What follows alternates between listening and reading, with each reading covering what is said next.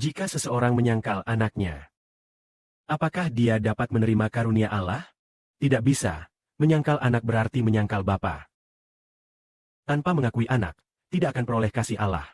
Hanya yang mengakui anaknya yang akan mendapatkan karunia itu. Ini seperti saudara Ibrani yang dalam agama beberapa tahun. Agama besar bernama Saksi-Saksi Yehuwa. Mereka tidak menganggap bahwa pengenalan mereka terhadap Tuhan merendahkan Tuhan, bukan? Mereka merendahkan Tuhan Yesus Kristus. Mereka menganggap Yesus adalah malaikat kepala Mikael.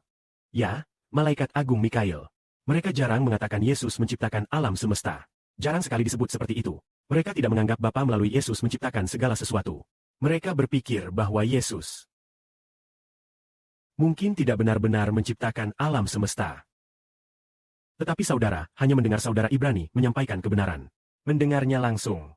Dan sangat yakin. Dan memiliki iman yang kuat mengatakan, alam semesta adalah kehendak Tuhan untuk ada.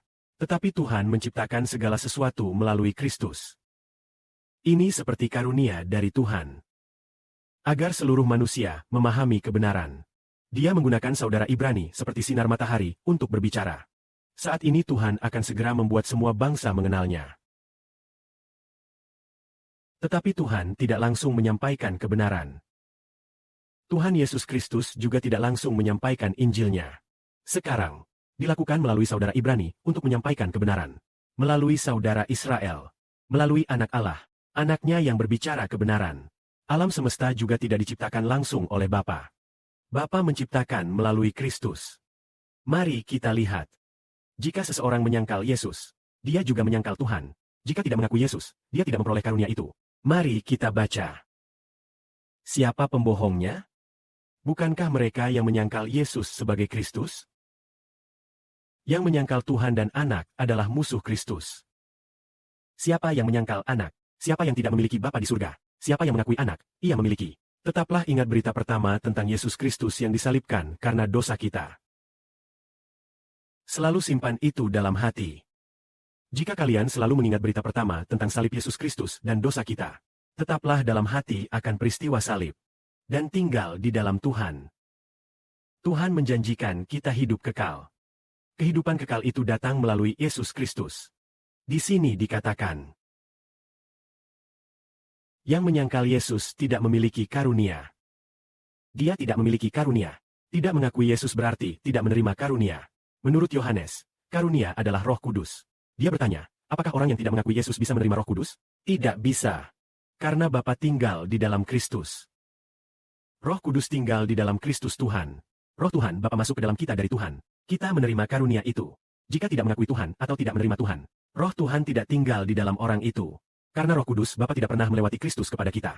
Karunia Roh Kudus diberikan melalui Yesus. Kita hanya mendapat roh kehidupan jika menerima Tuhan. Sekarang saudara Ibrani bilang sebuah kebenaran.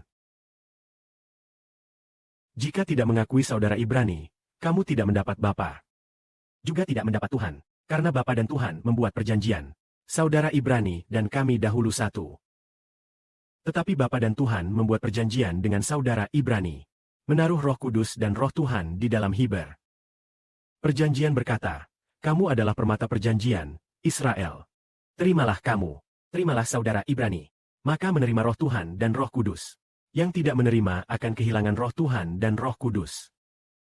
Karena orang dunia tidak bisa menerima bahwa pengantin itu adalah Tuhan. Pengantin pria adalah Tuhan Yesus. Tidak disangka pengantin pria menjadi saudara Sibor. Ini adalah perjanjian. Membuat saudara Sibor menjadi pengantin pria. Bakat juga membuat perjanjian. Membuat saudara Sibor menjadi Allah yang Maha Kuasa. Ini adalah janji yang diperoleh. Allah yang Maha Kuasa adalah Bapa di surga. Tuhan yang sebenarnya, yang sebenarnya. Tuhan Yesus Kristus adalah perjanjian. Sibor adalah Israel. Maka yang menerima Sibor, maka akan mendapatkan Roh Kudus Allah. Yang tidak menerima tidak akan mendapatkan. Menerima Sibor berarti mendapat status sebagai pengantin wanita. Seperti sekarang mengajar saudari menerima. Dan tidak hanya menjadi pengantin wanita, tetapi juga menjadi status ibu negara, bukan? Saudara dan saudari yang sangat dekat dengan Sibor pasti sangat berharga. Ya, karena hubungan sangat baik. Mereka rela menerima kasih bakat. Kasih itu masuk ke dalam orang itu lewat Sibor. Jadi saudara dan saudari itu menjadi mulia dan terhormat.